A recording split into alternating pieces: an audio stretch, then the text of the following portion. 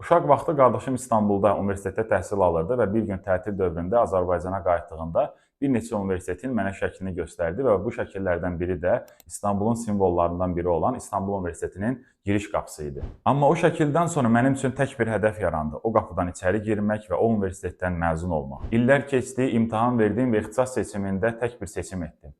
İstanbul Universiteti. Və mən o universitetin məzunu oldum. Bəzən bir şəkil, bir söz, bir baxış uşağın gələcək həyatının xəritəsini çəkir. Uşaq yaşda qoyulan bir məqsəd sadəcə bir arzu kimi qalmır. O neuroassosiativ sistemdə özünü doğruldan hədəfə çevrilir. Psixoloq Albert Bandura deyir ki, uşağa məqsəd vermək ona istiqamət verməkdir. Hədəfi olan uşaqda özünə nəzarət, səbr və planlı düşünmə daha tez formalaşır. Locke və Littmanın araşdırmalarına görə açıq və ölçülə bilən məqsədlər uşaqların motivasiyasını 60%-ə qədər artıra bilir. Yəni uşaq nə üçün oxuyuram sualına cavab tapanda onun necə oxuyacağam bacarığı da formalaşır. Ona görə uşaqlara məqsədləri biz seçməyək, onlara məqsəd tapmaq üçün ilham verək. Bəzən bir şəkil, bir söz, bir baxış bir insanın həyatını dəyişə bilir. Mənim həyatımı dəyişdiyi kimi.